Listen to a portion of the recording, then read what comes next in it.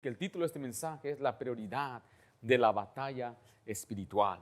La batalla espiritual es real y debe ser una prioridad para un cristiano. O sea, debemos nosotros considerar que estamos en un campo de batalla. La batalla espiritual debe ser prioridad del creyente. Sin dejar su lugar ahí en Efesios, ¿por qué no me acompaña a 2 de Timoteo, capítulo 2? Y quiero dejarles saber que el cristiano es un soldado. Dios llama a sus hijos soldados y la iglesia debe actuar como tal, como un escuadrón siguiendo al capitán, y el capitán es Cristo. Y la bendición es que los cristianos no estamos ganando para tener victoria, estamos luchando desde la victoria, ya somos vencedores en Cristo Jesús. Sin embargo, el problema es que los cristianos a veces ni cuenta se dan que están en una batalla. Y otros no piensan en esta batalla.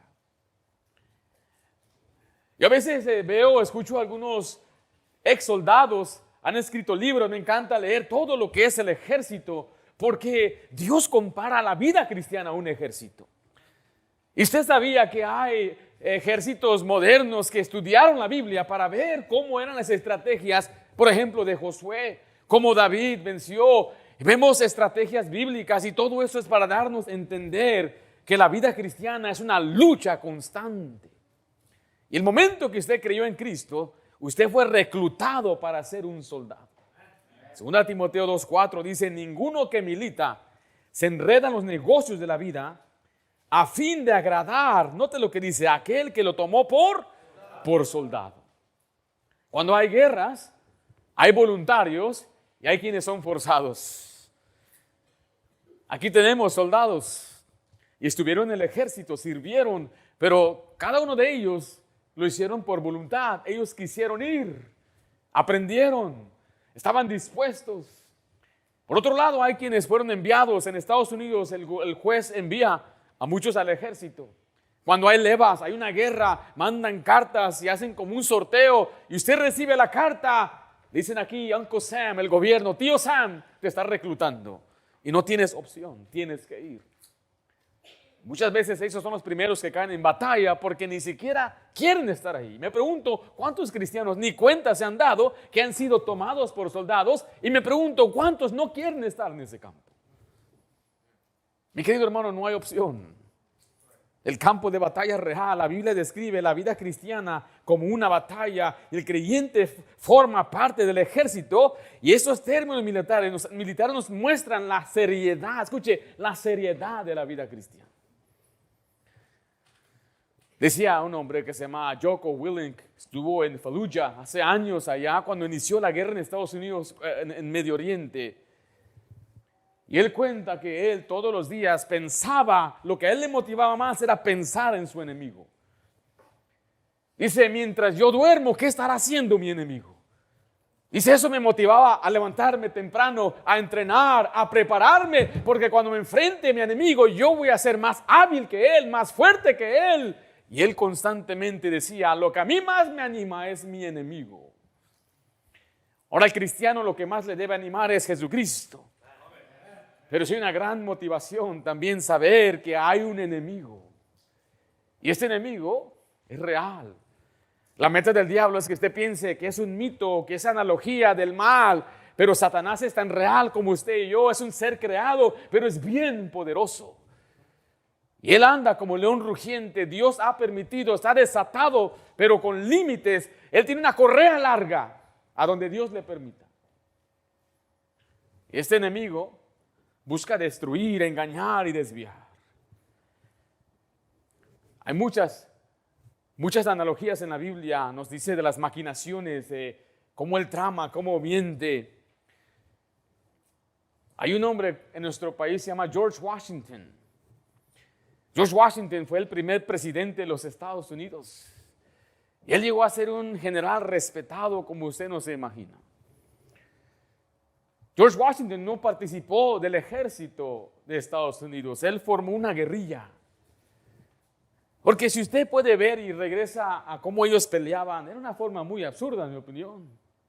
Usted veía, se paraba un ejército en este lado y se formaban en cuadros de 100, 200 y el otro lado allá y tenían un rifle que tiraba 3 balas por minuto. Y no se esquivaban, no se escondían, tenían que pararse firmes y caminaban, y si te daban, te daban. Y si venía una bola de cañón, pues te volaba la cabeza y no podías hacer nada. Y el ejército de Inglaterra era mucho más grande y mucho más poderoso. Entonces George Washington tuvo que implementar tácticas fuera de lo común. Ellos inventaron el tira, dispara y corre. Hit and run. No nos quedamos ahí como los demás, ahí ahora te toca a ti. Ellos formaron tácticas y él sabía bien por dónde atacar. Escucha esto, porque él era un soldado de los ingleses. Y a él no le interesaba, él quería la libertad también de estas 13 ciudades que ahora formaron las primeras colonias de Estados Unidos. Entonces él conocía bien el ejército de los rojos, sabía sus tácticas, sabía sus pensamientos. Hay una pintura muy famosa donde George Washington está cruzando el Delaware, un río llamado el Delaware. Él atacó y ese ataque fue crucial. Escuche esto, él atacó en Navidad. Los ingleses no esperaban, no anticipaban, no estaban preparados ese día. Estaban comiendo, estaban celebrando, estaban bebiendo. Y el día que menos esperaban es el día que llegó el enemigo. Y el diablo es igual. Él conoce bien la táctica. Conoce al hombre muy bien. Él lo conoce a usted, sabe cuáles son sus debilidades, sabe cuáles son sus puntos ciegos. El diablo tiene una estrategia solamente para usted, porque él tiene una legión de ángeles, de demonios que abandonaron al Señor y están tras de él buscando a quien destruir. Y él conoce la táctica y él ataca, dice la Biblia, en el día malo. Usted y yo no sabemos cuándo es ese día malo. Y puedo aplicar. Esta Navidad hay quienes pecaron porque no estaban preparados ni para la tentación en misma Navidad. Y así es Satanás. Satanás tiene una estrategia, tiene un ejército. Y el problema es que los cristianos no están preparados, no saben pelear, porque no han hecho la batalla espiritual una prioridad. Note lo que dice, regresa a Efesios capítulo 6. Versículo 10 dice en adelante de esta manera: por lo demás, hermanos míos, fortaleceos en el Señor y en el poder de su fuerza. Vestíos de toda la armadura de Dios para que podáis estar firme contra las acechanzas de ¿quién dice ahí? Del diablo, porque no tenemos lucha contra sangre y carne, sino contra principados, contra potestades, contra los gobernadores de las tinieblas de este siglo, contra huestes espirituales de maldad en las regiones celestes. Nota el 13. Por tanto, tomad toda la armadura de Dios para que podáis resistir. ¿Cuándo dice ahí? En el día malo. Para los ingleses, ¿cuándo fue el día malo? El día de Navidad, cuando menos lo esperaban. Y hay un día malo. Hay un día donde el Satanás ha determinado, aquí es donde voy a dar mi ataque. Hay un día malo donde Dios le está advirtiendo, porque ese día malo puede suceder hoy, mañana, en un mes. El diablo ya está trabajando. El día malo viene, estará listo.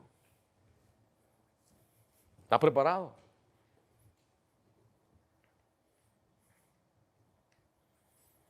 Este octubre conocí a un muchacho allá en la Ciudad de México. Visitamos la iglesia en Montesión. Fue el que nos recogió en el aeropuerto.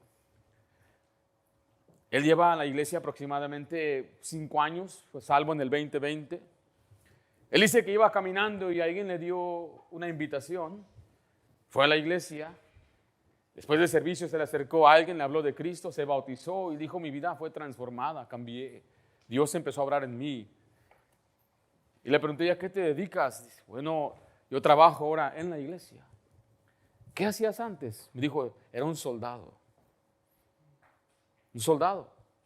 De tiempo completo, sí. Yo y mi esposa éramos soldados. Nos conocimos ahí en el ejército. Él era un teniente. Tenía mucha gente bajo su cargo.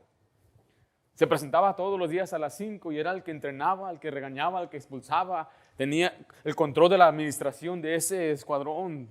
Él me dijo: tenía nada más unos cuantos años para jubilarme, pero Dios me llamó a un mejor ejército. Y yo y mi esposa tomamos la decisión de servir al Señor.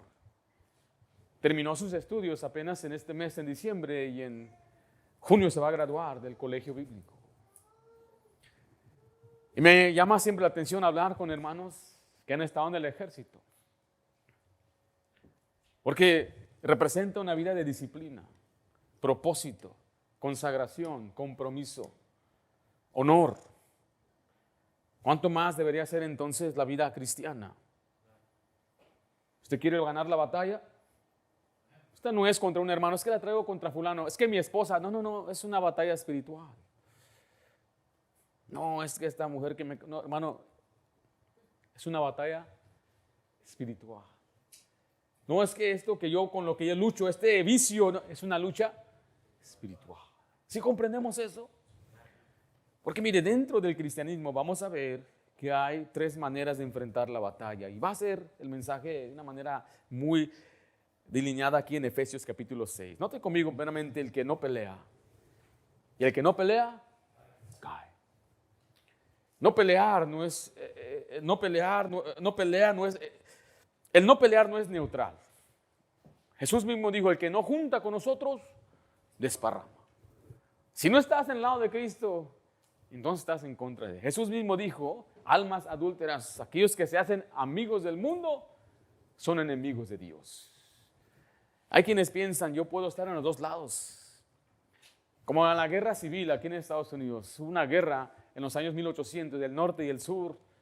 El norte, su uniforme era azul y el sur era gris. Y este hombre decidió ponerse una chamarra del norte y un pantalón del sur. Le dieron un balazo en la pierna y otro balazo en la espalda. Porque estás en un lado o no estás con nosotros. Y es lo que muchos no comprenden. Usted ya está en un lado, debe vivir como que está en ese lado. Si aún los pandilleros respetan eso. Pero aquel que no pelea va a caer porque el enemigo mismo piensa, usted piensa que el enemigo está con usted. No, miren, los mismos filisteos comprendían esto cuando se presentó David a pelear junto con ellos. David había huido de Saúl y se unió a los filisteos. Y él decía, ahora yo estoy contigo, tú eres mi Señor, le dijo David al rey de los filisteos. Yo hago lo que tú digas. Eran 5 ciudades, 5 reyes. Pero cuando él se presentó, los otros 4 reyes dijeron, ¿y qué hace él aquí? No, él está conmigo, él está en mi bolsillo, básicamente le dijo, es mi siervo. Pero ellos dijeron, no, ¿qué tal si ya cuando estemos en la batalla se nos voltea? Digo, ¿qué más sabiduría hay en estos reyes paganos, en cristianos que no comprenden que no hay tal cosa como un cristiano neutral? Tenemos que afirmarnos bien en el lado que Dios nos ha establecido. En este pasaje, en Efesios 6:11, note lo que dice, vestidos de toda la armadura de Dios para que podáis resistir, para que podáis estar firmes. Note que el mandato vestidos implica batalla obligatoria. La lucha es real, aunque no la enfrentemos. El que no se arma, no se mantiene firme. Si no pelea, entonces va a caer, porque el enemigo no espera permiso para atacar.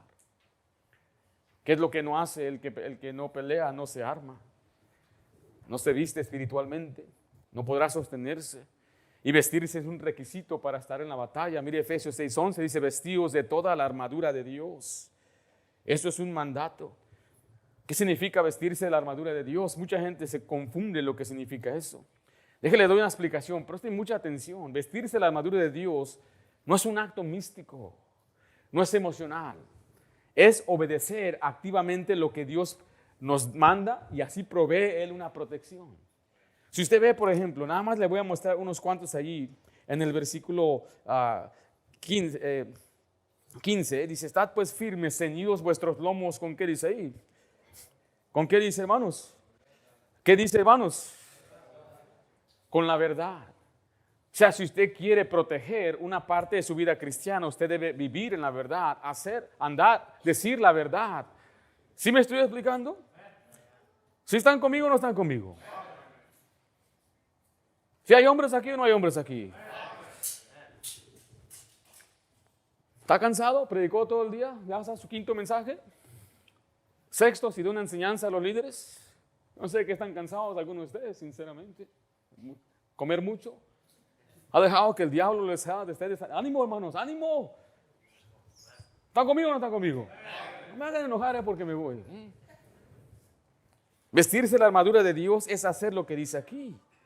No te calzaos los pies con el apresto de ¿qué? El Evangelio de la paz. Cuando usted se dedica a la predicación del Evangelio de la paz, Dios le da estabilidad. Dice el 16, sobre todo tomar el escudo de la fe. Cuando usted tiene fe, usted tiene una protección contra el diablo y ese ataque es de la duda. ¿Sabe por qué mucha gente tiene duda? Porque no tiene la protección, no tiene fe. La fe viene por el oír de la palabra de Dios. Cuando usted entonces pasa tiempo en la Biblia, usted crece en fe y eso representa un escudo, una protección. El cristiano que no se arma no tiene la protección de Dios. El diablo ataca el corazón, por eso Dios provee una coraza que protege esta área del cuerpo. Da un casco para proteger la mente y sus pensamientos. Pero para que Dios le proteja, usted tiene que activamente obedecer. Y el cristiano que no pelea, no se arma. Note tampoco, no reconoce la lucha. En Romanos 6:12 dice la Biblia, porque no tenemos lucha. ¿Contra quién?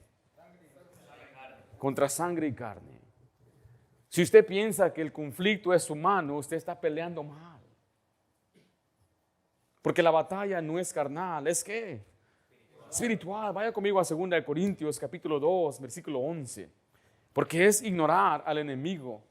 Y cuando usted ignora al enemigo, usted le da la ventaja. Mire, cuando hay discusión entre pareja, deben pensar, decir, esto no se trata de tú y yo, aquí está el diablo entre nosotros. Cuando hay problemas y riñas dentro de la iglesia, es porque el diablo quiere destrozar la unidad, quiere apartar a los hermanos, quiere detener una obra de Dios. El enemigo siempre es ¿quién? Es el diablo. Nuestro enemigo no es político, no es un partido, no nos nadamos por izquierdo o derecho, estamos en el lado de Cristo. Y usted no debe siempre estar buscando dividir por cualquier cosa. El diablo sabe cómo hacer que alguien se irrite fácilmente. El diablo sabe cómo hacer que haya discusiones y desacuerdos. Ahí está el diablo riéndose y mofándose de los cristianos cuando juntos haremos grandes cosas por Dios. Cuando dos personas se ponen en unidad, dice la Biblia, Dios contesta, Dios está ahí, puede hacer grandes cosas, pero aquí está el diablo. Su meta es dividir, separar, destruir, desanimar. 1 Corintios 2:11 dice así, para que Satanás no gane ¿qué? No gane ventaja alguna sobre nosotros, pues no ignoramos sus maquinaciones. ¿Sus qué?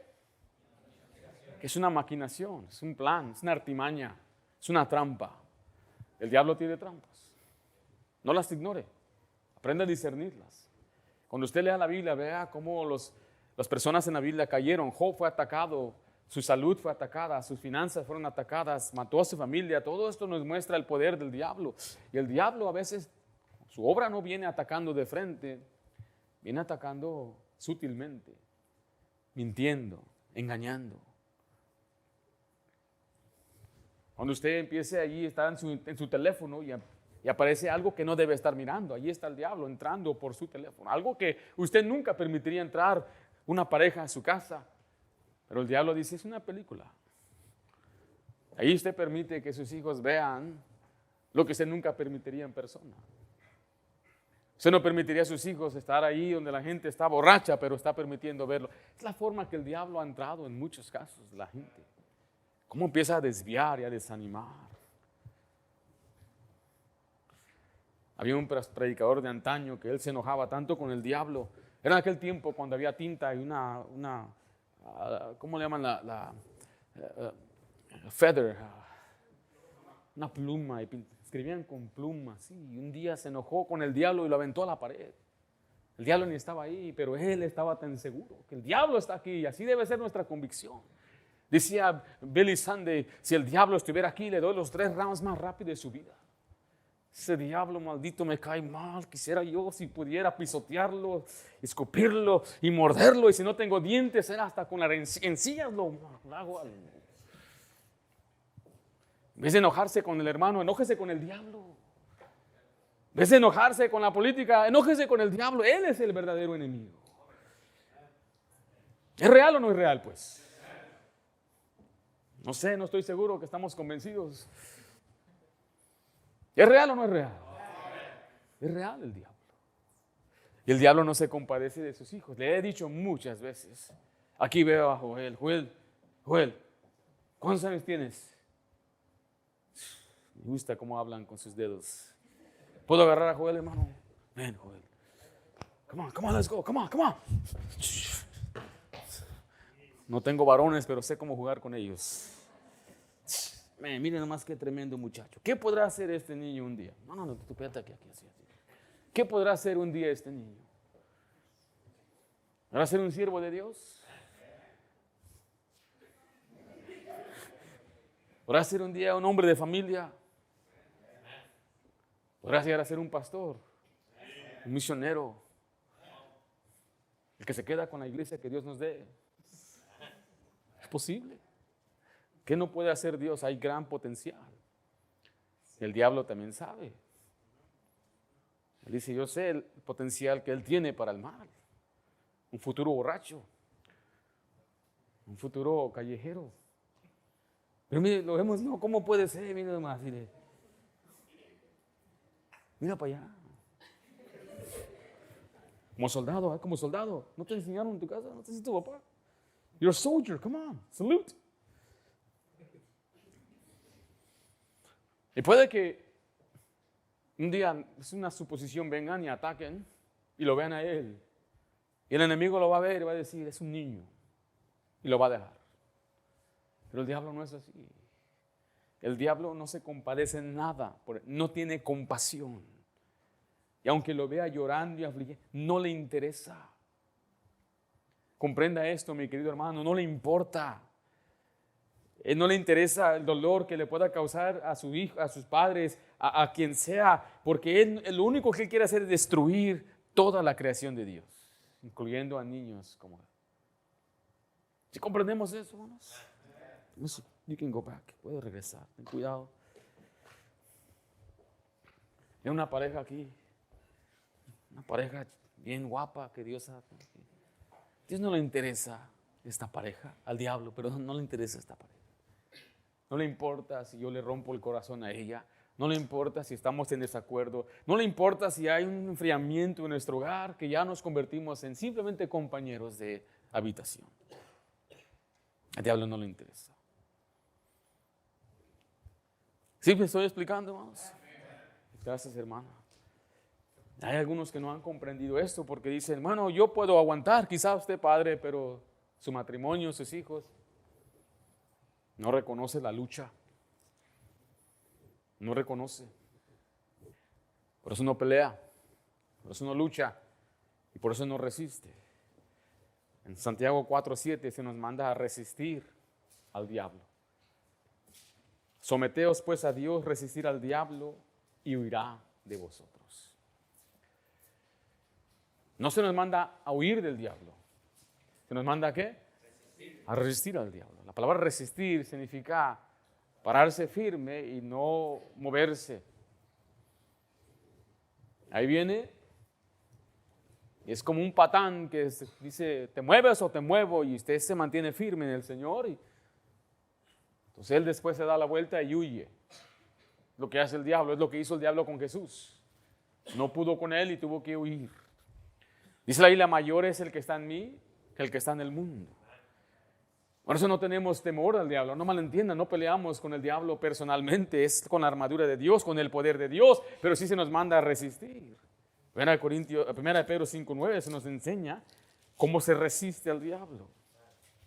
No se trata nada más de un coraje, decir, ¡ay! A gritar, es el diablo, no, hay una forma de resistirlo. La Biblia nos enseña que la resistencia es firmeza, escuche, en la fe. 1 Pedro 5:9 dice, al cual resistid firmes. ¿En qué dice ahí? En la fe. El contexto, el 8 habla del diablo, entonces estamos resistiendo al diablo, estamos parándonos firmes, sin movernos, sin permitir que él gane ventaja con la fe. Entonces vemos la primera manera en que una persona puede enfrentar esta batalla es no pelear. Pero últimamente, ¿qué va a pasar? Va a caer. En segundo lugar, vemos el que pelea en la carne. Y el que pelea en la carne, regresa ahí a Efesios 6, vemos que fracasa. ¿Por qué? Muy sencillo. La carne no produce victoria. El texto nos dice aquí en el versículo 10, por lo demás, hermanos míos, fortaleceos ¿en quién? En el Señor. El texto no dice fortalécete en ti mismo, sino ¿en quién? En el Señor. Si la fuerza Si la fuerza fuera humana, entonces Pablo no ordena una dependencia divina. La carne no sirve en la batalla espiritual. Escuche esto, si usted pelea en la carne, usted va a fracasar. El texto exige una fuerza que no es humana. Y la persona que pelea en la carne confía en sí mismo. Está confiando en su habilidad y en lo que él puede hacer. Jeremías 17:5 nos advierte que no debemos nosotros confiar en el hombre, ni poner carne por su brazo, y su corazón se va a apartar de Jehová. Por eso tenemos que vivir confiando en Dios. Y el carnal actúa en la carne. O sea, la carne se opone al mismo propósito de Dios. Es imposible agradar a Dios en la carne. Hay una lucha interna. Usted sabe el pasaje en Gálatas 5:17, porque el deseo de la carne es contra el espíritu.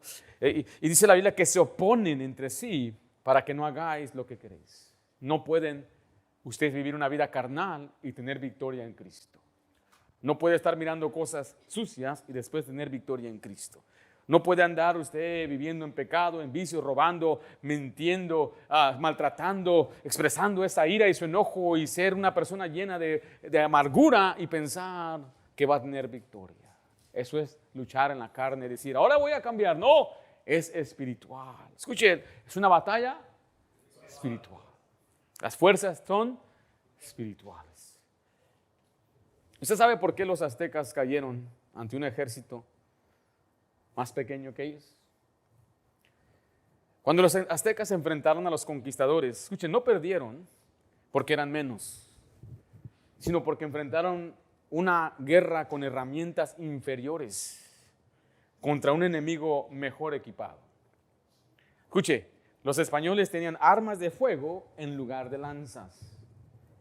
Tenían acero en lugar de piedra negra afilada. Tenían cañones en lugar de armas ceremoniales.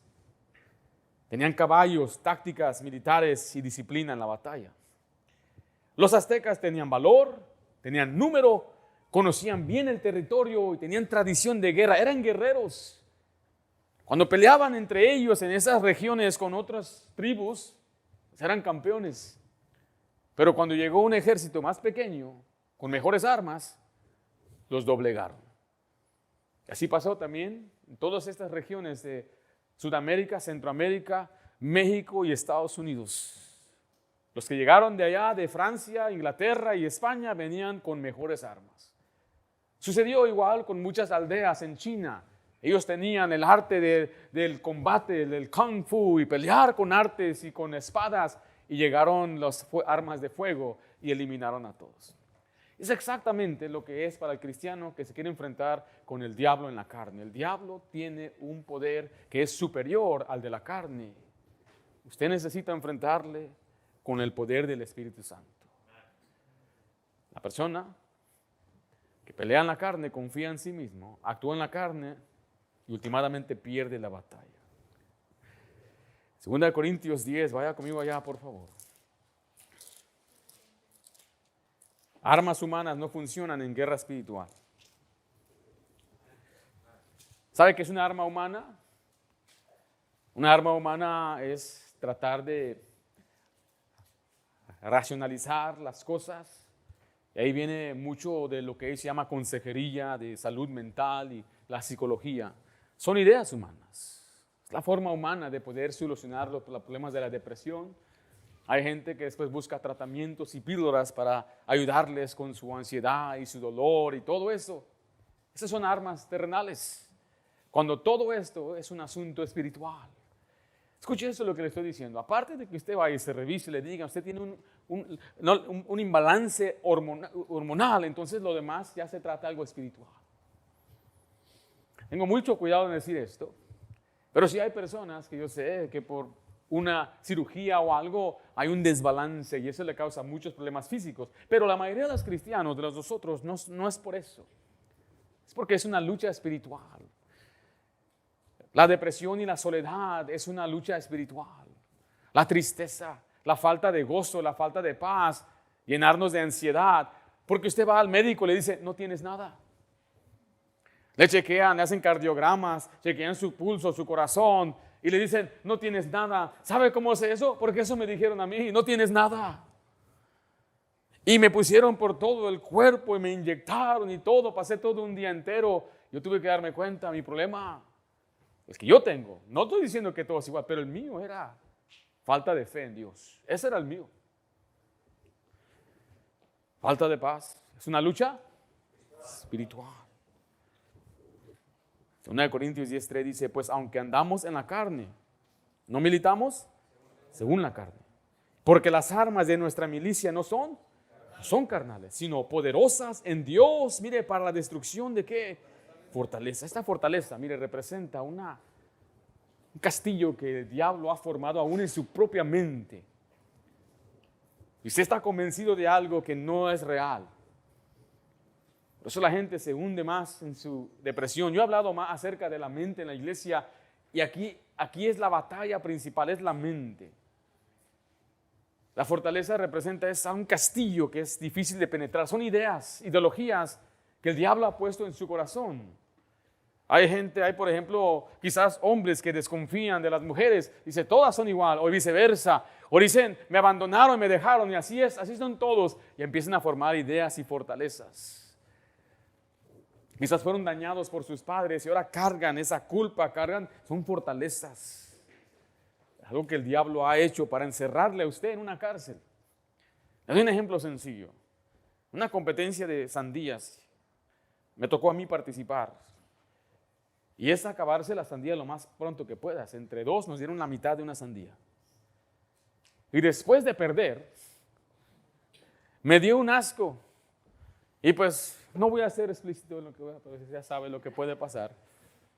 Desde ahí, nada más pienso en la sandía y empiezo a sentir más agua salir. Como le ha tocado eso, calentita el agua sale. Ahorita pensando en ella, no me ofrezca por favor sandía. Si me ofrece sandía tiene que estar fría y con un poquito de tají. Pero que de repente usted la aparta así, la acaba de traer de Northgate aquí calentita. Pero si la saca del refri y me pone un poquito de tajín. Pero mire, por años yo no probé la sandía. En mi mente se formó, está horrible. Mi esposa y yo recién casados visitamos a mi mamá y me dijo, llévate ese ceviche de pescado. Me lo voy comiendo en el lonche bien calentito.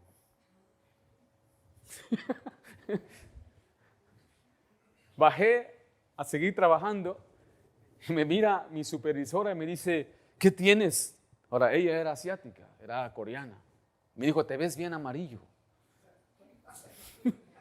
Es que eso es racista, le dije. Pero es que ella me andaba enfermando. Nunca en mi vida me había enfermado de esa forma. Y sabe que desde aquel tiempo, llevo los años que tenemos casados, no puedo comer ceviche. Es una fortaleza en mi mente.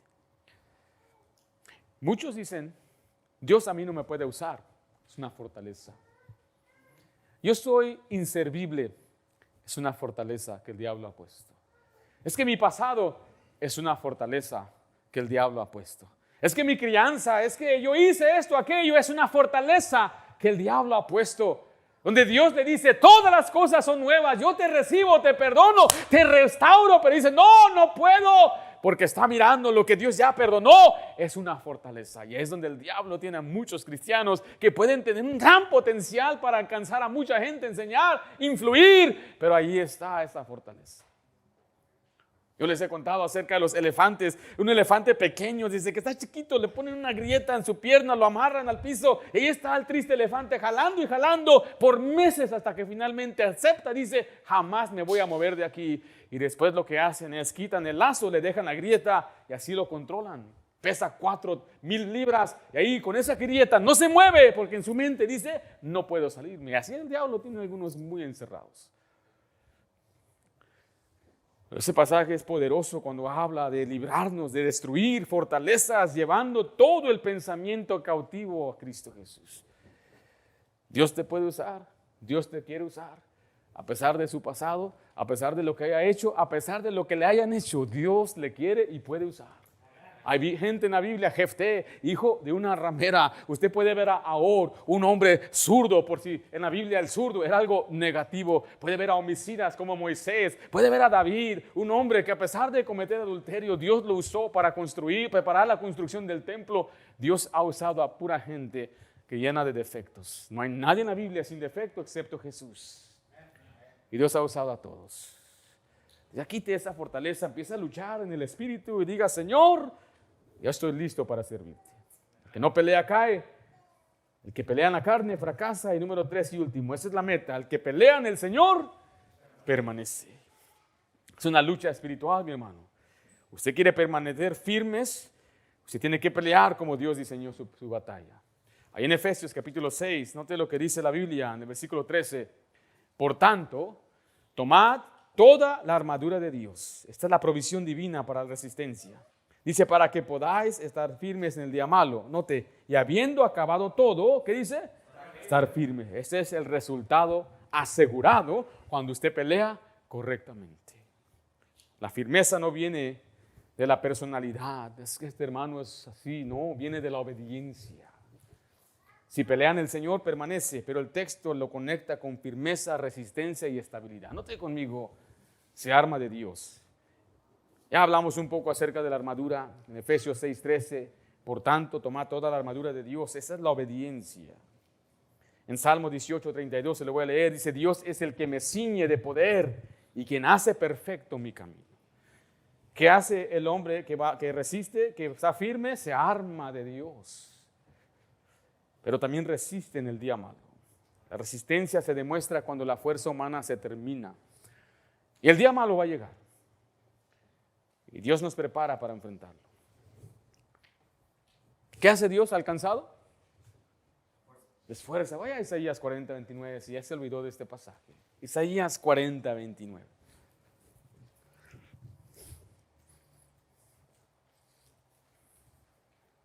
El diablo sabe con qué usted batalla. Yo he aprendido en estos últimos años que he estudiado mucho al diablo, he estudiado mucho la batalla espiritual, escuchar mensajes, estudiarlos a través de libros, otros pastores que han enfrentado cosas terribles, inexplicables. Yo he tratado con gente endemoniada, gente controlada por el diablo. Hay cosas que yo no puedo explicar que me han sucedido. Yo no tengo duda que el diablo no exista. Pero he aprendido algo, que el diablo sabe su punto débil. Cuando usted resiste, me doy cuenta que el diablo ya no viene por ese lado.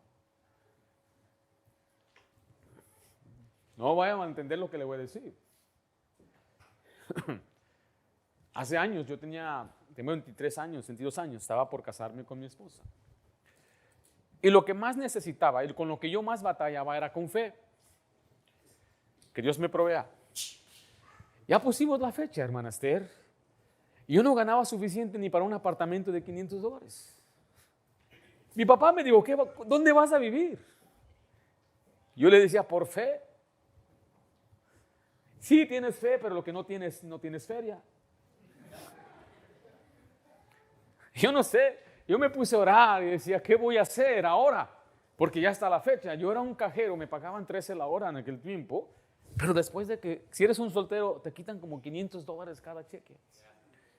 Nos despojan para pagar a los flojos que no quieren trabajar. Lo que decían todos. Ahí decía claramente, welfare, WIC, ahí me decían, lo estamos distribuyendo. Ya que te cases, vas a poner 2 dependientes. Y cuando hice eso, mira, wow, me devolvieron 50 más por semana, qué bendición. Y cuando nacieron más, mira, ahora yo soy, cuando dice ahí es para mí. Ya hice mi parte. Entonces algo con lo que yo estaba batallando era fe. En ese año de nuestro compromiso, bueno, que estamos esperando ya para nuestra boda, 3 veces el diablo, yo sé que fue el diablo, vino a tentarme con dinero. En el banco, estábamos de cajeros y dicen, cuando te falta dinero tienes que ir a pedir en la bóveda, llenas un formulario, lo presentas, todo tiene control. Pero también nuestros patrones eran a veces negligentes. Decían, ¿sabes qué? Está muy ocupada la línea. Si te saco, no va a avanzar. Entonces le dice a tu vecino, dile que te dé $10,000. Dile que te dé 30,000. Y así me daban los paquetes de $10,000 por paquete. Ya después de que ya se calmaba la línea, yo iba atrás, sacaba lo que necesitaba y más para ahora devolvérselo a mi compañero. Y un viernes ocupado, eran como las 5:30, la línea era hasta la puerta saliendo. Dije, esta gente, ¿de dónde viene? Decía yo. Y se me acabó el dinero. Y le dije a mi compañero, dame 10,000, y me lo soltó. Y me ocupé, estaba trabajando. Él se iba a las 6 y me di cuenta, ya no estaba, un abrir y cerrar de ojos. Y no me dijo nada. Ahora mire, él hubiera perdido su trabajo en ese momento porque él mintió en la computadora que tenía los $10,000. Pero estaban conmigo. Dije, mañana se los doy porque lo van a correr.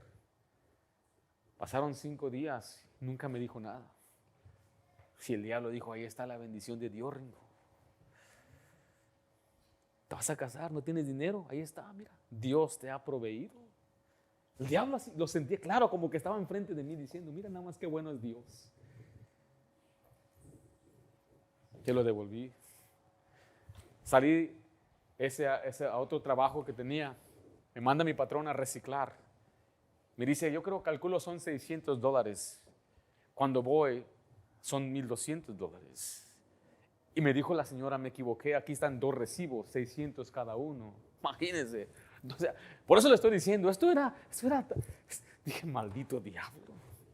Voy y le doy a mi patrón los 2 recibos y él mismo me mira como diciendo, qué tonto fuiste. Y un sábado en la mañana, antes de evangelizar, fui con otro hermano a hacer un trabajo. Nos metemos abajo de las trailers mobile homes para ajustar, porque se desnivela. Ese es un cobro bastante alto, era $1,200 lo que cobró. Me dijo, ya me tengo que ir a arreglar para ganar almas, tú quédate aquí. Y yo te veo en la iglesia y la señora me da un sobre, pero muy grueso. Lo pongo en una bolsa, voy regresando y dije, no, es muy grueso. Y empiezo a contar, son $4,500. Ese trabajo lo hizo, dicen por ahí, debajo de la mesa. No había contratos, no había conectes, no había nada. Mi patrón le doy esos 1,200. Y yo me quedo fácilmente con mis, ¿cuánto? ¿No saben contar? Con mis más de $3,000. Le llamo a mi patrón, le dije, ¿cuánto le cobraste? Y él me dijo, 1,200. Ella me dio más de 4,000. Él mismo me dijo años después, desde ese día yo supe que eras un cristiano con integridad. Digo, porque usted sabe que el diablo sabe cómo tentarle a usted. Y le voy a decir, mire, desde ese día, hablando, yo ni era casado, tenía 23 años, no he tenido esa tentación. Los diablos saben por dónde. Dios sabe de dónde tentarme hoy. Tengo que aprender a resistir. El día malo viene. Tiene que estar listo y preparado. Esta mañana hablamos de empezar su vida con Dios, porque el día malo puede ser mañana. El día malo puede ser esta misma noche. El día malo puede llegar cuando menos lo espera, cuando está cansado, cuando es vulnerable, cuando ya no siente seguir adelante. El diablo sabe cuándo, el día malo. Pero ¿qué hace el cristiano que pelea? Permanece firme. Permanece firme. Permanecer no es evitar la batalla, es mantenerse en ella sin ceder. Habiendo acabado todo, dice, estad firmes. Dios compara la firmeza de un cristiano como un monte, una montaña. En Salmo 125, versículo 1 dice, los que confían en Jehová son como el monte de Sión, que no se mueve, sino que permanece para siempre. La comparación es como una gran montaña que no se mueve por los temblores, por los vientos, por los huracanes, está siempre firme, sin moverse. Y esa es la comparación de los cristianos que confían en Dios, que pelean en el Señor, permanecen. Escuche, el día malo viene, varón, que le va a desviar, viene una mujer tras usted. Viene la tentación del sexo opuesto. Viene la tentación de un muchacho que te va a hablar bonito, señorita. Va a venir la tentación de una muchacha que se te va a ofrecer, joven. Viene la tentación de desviarte, distraerte. Puede ser con cosas no pecaminosas, un mejor trabajo, algo que te aleje de Dios. Nada más por un momento. Nada más en lo que te acomodas y el diablo sabe.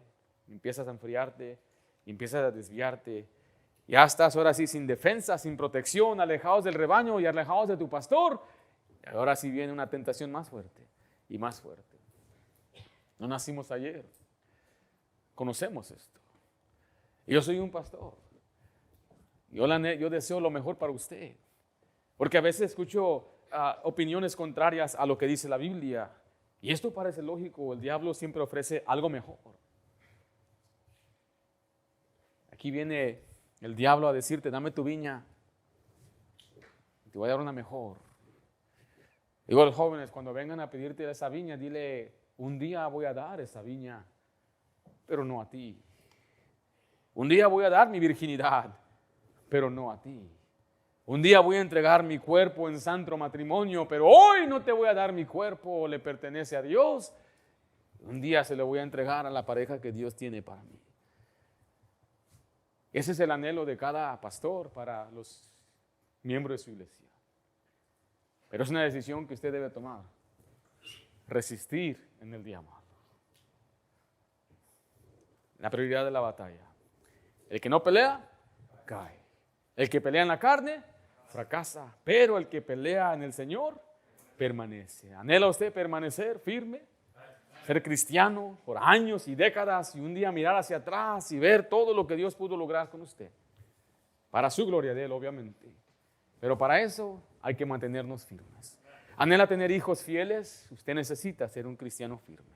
¿Anhela tener un matrimonio firme? Usted debe aprender a pelear, a resistir, a ponerse la armadura de Dios.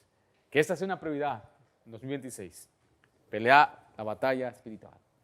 Y que cuando llegue a ser ya un hombre ya anciano en sus últimos días, usted diga, he peleado la buena batalla.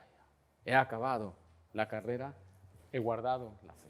Padre, damos gracias por la pelea y la batalla, Señor. Que no comprendemos mucho de esto nos muestra que estamos por el lado correcto. Cuando hay batalla, significa que el enemigo no está contento. Cuando hay guerra, nos damos cuenta, Señor, que necesitamos armarnos. Cuando hay conflictos en nuestro matrimonio, nos damos cuenta que es el diablo que quiere causar esa disensión. Cuando hay problemas entre nosotros, entre amigos, hermanos en Cristo, aquí viene el diablo a dividirnos. Te pedimos, Padre, que nos ayude a estar conscientes que hay un enemigo real. Hay un Satanás adversario que quiere destruirnos, no solamente a nosotros, a nuestros hijos. Yo pienso constantemente, Señor, en las posibilidades que hay para estos niños de nuestra iglesia, el potencial. Pero también, Padre, podemos ver lo que el diablo puede hacer si nosotros no protegemos, enseñamos a nuestros hijos. Padre Santo, ruego que nos ayudes a permanecer firmes en la batalla. Eso te lo pido en nombre de Cristo Jesús. Amén.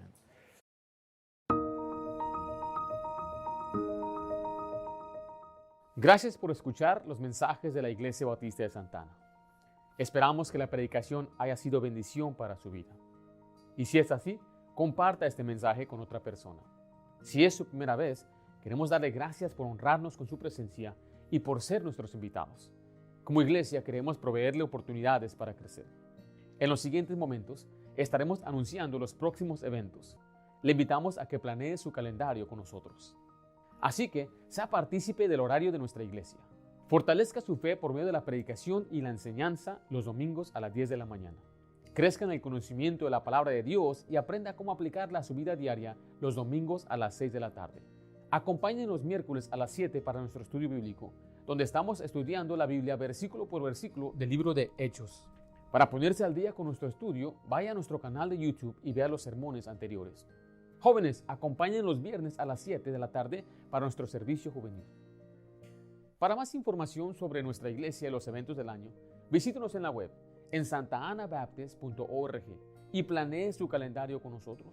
O descargue nuestro boletín digital con nuestro código QR.